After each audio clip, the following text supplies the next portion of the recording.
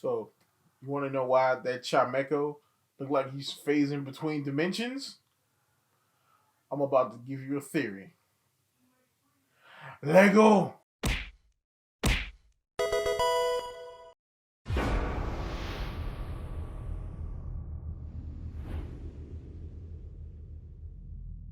What is up, YouTube? It's RSMario here, bringing you another Nintendo video.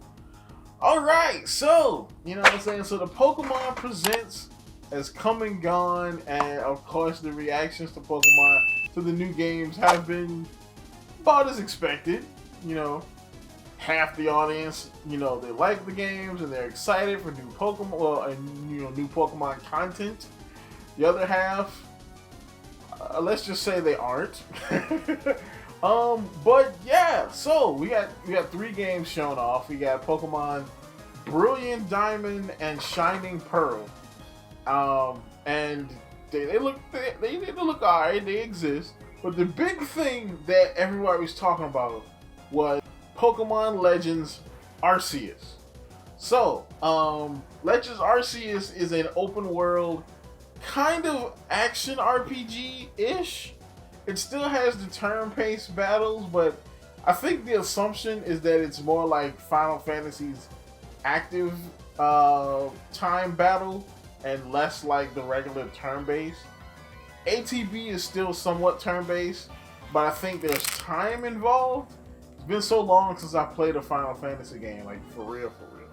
Because I mean, you know, I played 15, but 15 is straight up an action RPG, essentially. But it's definitely open world, Breath of the Wild like Pokemon game. Right down to the story as to where, you know, this is essentially Wild Sinnoh.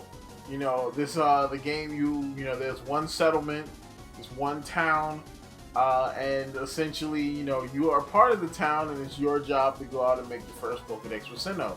Now, the thing that people got from all this is not the you know, the potential open world and all the graphics and stuff. People were seeing that Chimecho looks like he's having a problem. Chimecho looks like he is traveling through the hex. You know what I'm saying? By the way, if you know more on the hex, you can check out my WandaVision video over on my second channel, the Loot Box Hero, where I throw out some predictions about what's going to happen in that final episode. You can check that out in the card above, in the description, or if you made it to the end of the video, there's going to be a link to that as well. So that's just a plug. But yeah. So of course the yeah, why is the performance so bad here? I have a theory. Let's go back to the video I did a couple days ago, about a week or so ago, about the Super Nintendo Switch.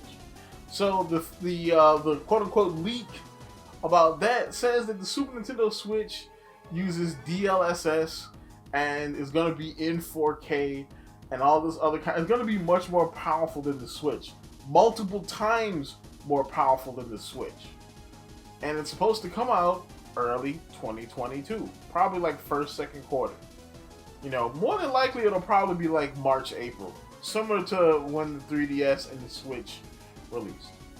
Now, the big theory here is that this game will be dual launching, same as Breath of the Wild 2, on both consoles.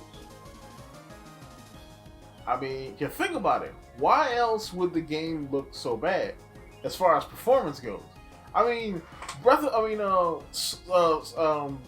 Sword and Shield, those games, you know, I mean, to me they didn't look bad, but to a lot of people they had bad graphical issues, and well, not bad, but I mean, like there were some trees that weren't textured, and some of the textures weren't up to par, and there was popping because you were in the open world and stuff like that, but there weren't really performance issues. So the reason why this game could look so bad from a performance standpoint, looks like it's running at 12 frames per second, is because technically this build is built for the new system. You know, and of course they can't really say anything about that because, you know, Nintendo hasn't said anything about the new system.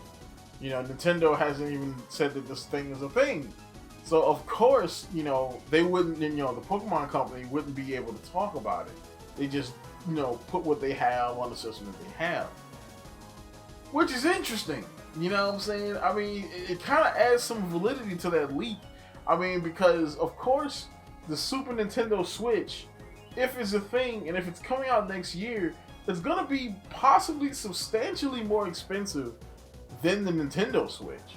So what better way to get people to buy this day one than not only having Breath of the Wild 2, you know, a sequel to the best launch title of arguably of all time, but you also have one of the biggest franchises Nintendo has in Pokemon also dropping on the system day one. Maybe, you know, seeing as though this game more than likely will probably drop third quarter of 2022. Alright, so I know this was a bit of a shorter video, a little bit less scripted than usual, mainly because I've been trying to work on some videos for the other channel as well as, you know, trying to find a job. So bear with me. I'm still going to be making content. I'm going to start rolling out the anime stuff soon because I want to do my recommendations for winter before I have to do the preview for spring. So all that is going to come. I got it though. I got it. I got it in my brain. I'm not going to fall apart this time. So that's about it for this. Like, comment, subscribe, and as always, folks, keep it real.